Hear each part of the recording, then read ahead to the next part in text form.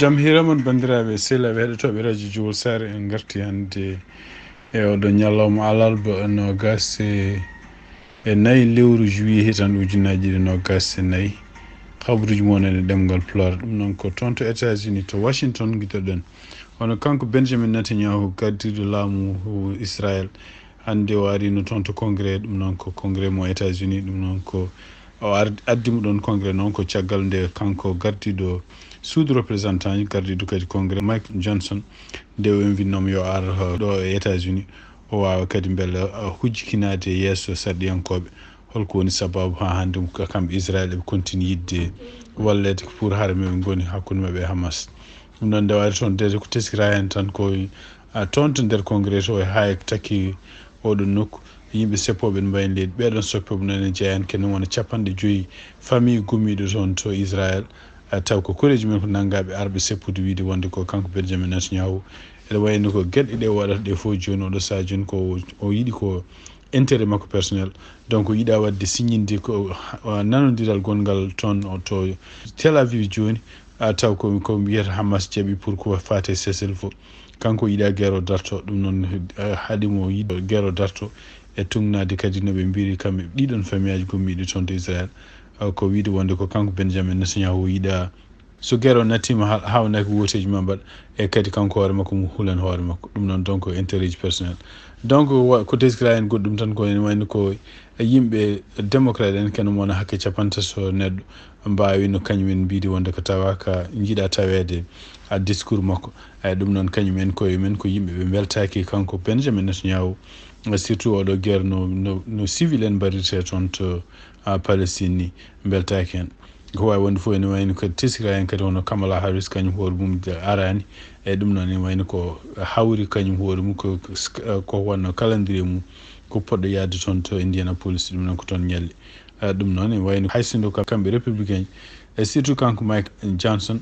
o wawi bonnidinde Kamala Harris wi wonde ko ene fonno tawede sato kañum woni vice président kañum kadi woni mawɗo Sénat ɗum noon constitution siftindon tan constitution États-Unis wi wonde ko vice président mo États-Unis ko kañum ardoto toujours Sénat wawi wonde fof ene wayno ko kanko Kamala Harris o tawa ɗum noon ene wayno ko Benjamin Netanyahu haali toon haala kewka e nder haala ko haali ko teskira hen tan o wi wonde koye Amérique ne foti famde guerre moɓe kamɓe Israël ɓe goni toon to Palestine walla guerre moɓe mbaddata oɗo saaha joni toon to Hamas walla yimɓe ɓe ganduɗa taariɓeɓe ko wayno Hezbollah e oɗon guerre ko guerre ko américain ji eyyi ɗum noon ko guerre pour jogade liberté ko guerre kadi pour hisde ɗum noon o haali kadi wi wonde ko Amérique o addimo ɗo henna ko pour hesɗitinde cehilagal gongal hakkude Amérique e Israël o wi o wondaka bawɗo laamade e États-Unis foof laamiɗo joni e jogoɗo laamade kono omo yiiɗi siftinde américain ji tan ko Israël ko partenaire Amérique mo Amérique ne foti sohlude tout le temps e kamɓe kadi ko Amérique kadi ko partenaire mabɓe o yetti laamuji États-Unis o yetti États-Unis no fewi pour bal ngal walli Israël pour haarida woni oɗo saaha joni o yetti hen kadi ene wayno ko kamɓe suudu représentant walla kamɓe congrès wonɓe toon ɓe pour jabde ɓe kanko hoore makko ara o haala toon ngol ɗon noon woni lawol makko nayɓol arde invité de to États-Unis omo wawa pour wawa haalde toon to congrès o ko teskira tan woni ko kanko kadi janggo kanko Benjamin Netanyahu maw yaa toon kadi maw yaa kadi toon to Maison Blanche o yindira hono Joe Biden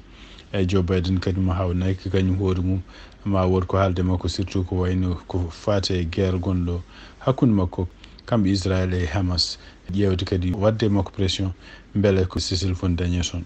après ñun ñande aljuma nde kanko Benjamin Netanyahu mo continue to Florida o fottoton e Donald Trump ɗum noon ko Donald Trump kañum ko ancien président mo États-Unis kadi ko oɗo saaha joni ko kañum woni nomaɗo pour yo won candidat républicain yidde ɗaɓɓidde kadi laamu pour ardade États-Unis ko jiiɗaɗum hono kanko président Joe Biden o wawi kadi hande e jamma e wadde discours makko ɗum noon kono wirno ni caggal nde windi lettere makko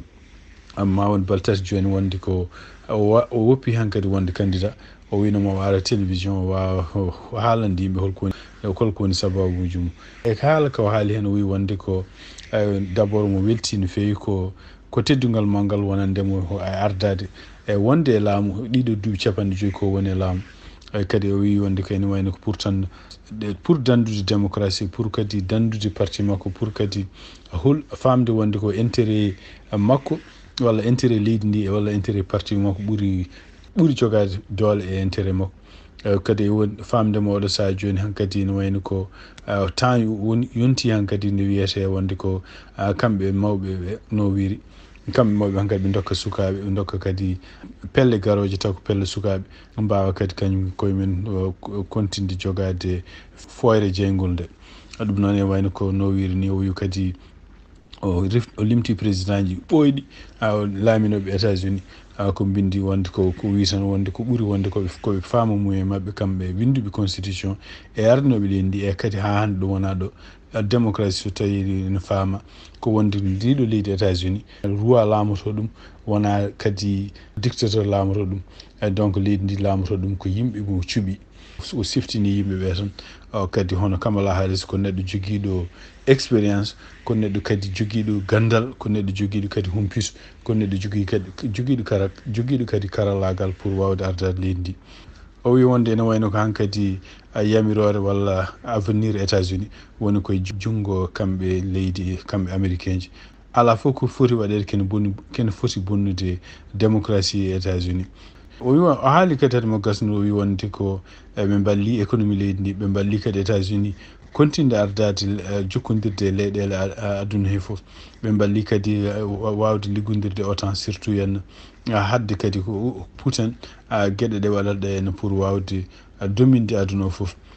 o wi kadi e laamu makko kadi wawi wallude liggueyaji kewɗi beele ne créama ɓe mbawi kadi habde ko fate ñawuji surtout hen ñawuji coronavirus e kadi ɓe dokki peeje ganduɗa wallude ɓe mbawi kadi wallude surtout ko fate safaruji ɗum noon ko wonande nayeɓe e kadi wonande vétéran en. o haali programme uji kewɗi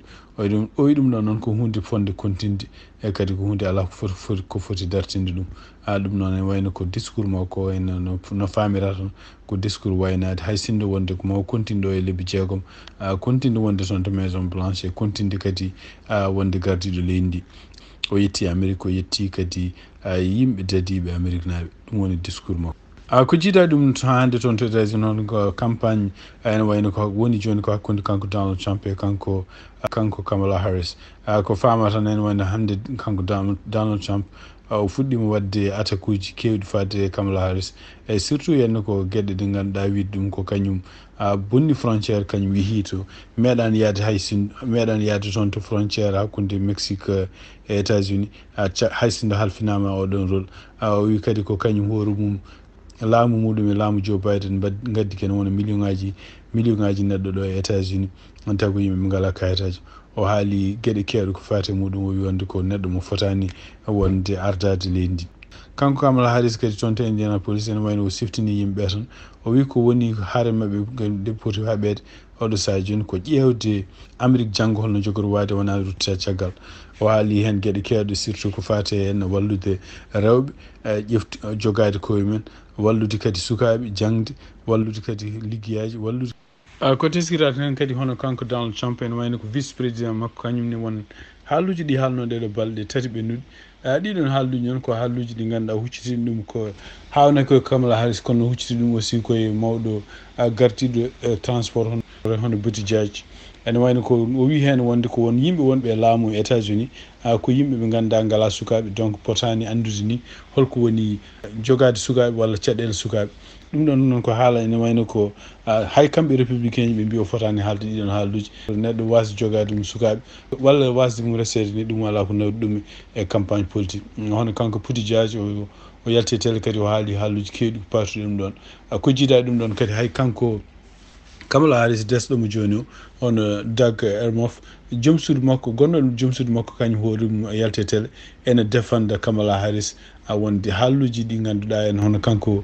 JD Vance mo Donald Trump ƴefti o haalluji ɗi haale muɗum. ɗum noon e wayno ko oɗo saha joni campagne o kadi no fuɗɗori ni fono wona jogorani yodde. ko wawi wonde fof nder sondage uji jaltuɗo oɗo saha joni ono kanko Kamala Harris hay sinno o ƴeftani taw holgono vice président makko ene woni sondage uji ɗi nana kolla wonde ko hakkude makko e Donald Trump ɗimo ɓurtude ɗum déjà e nakkene wona 6 points.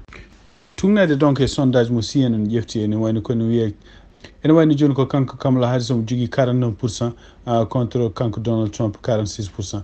ɗum ɗo kadi ko haade kanko Kamala Harris mem ƴeftude hol gonowo vice président makko en ɗamina so tawi o ƴefti gonowo vice président makko hawnaki ɗum ɗo fof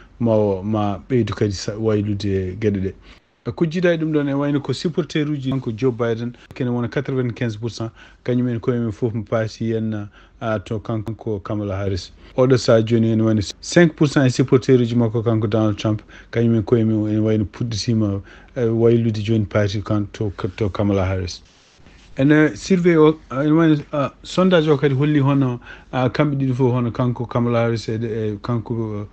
Donald Trump ene wayno oɗo saha joni Harris ene woni 94% démocrate en supportimo kanko Kamala Harris. Donald Trump ene wayno 91% républicain en supportimo ɗum noon ene wayno ko Kamala Harris ko joni fuɗɗi donc suwata o dañde vice président muɗum joni noon so tawi ƴeewama banggue indépendance ene wayno ko kanko Donald Trump 46% indépendant ene continue supportudemo contre 43%, donc 46 et 43. so ƴeewama kadi poll goɗɗo baɗanoɗo kadi hakkude 22 ha 23 juillet ɓe ƴeewi kene wona 1650 neɗɗo noɓe kaldini mbi wonde ko ene wayno ko kanko Harris oɗo saha joni omo ɓuuri Donald Trump kene wona toɓɓe ɗiɗi donc 47% à 45%. ɗum noon ene wayno ko Biden kañum ko Donald Trump ɓurno ɗum kene wona toɓɓe 6 hadde mum o puti ɗum ɗo fof kadi ko tugnade kadi e CNN andaka noon holno jogori wadde so tawi kanko Kamala Harris o ƴefti hol jogorɗo wonde vice président makko donc ɗon yarte oɗo saha joni bandiraɓe sehlaɓe heɗotoɓe radio Diol ko ɗi habaruji min jogon noon hande oɗo ñalawma alarba 24 lewru juillet hitande 2024 en mbaali jaam ha janggo kadi so tawi Allah jaaɓi on jarama.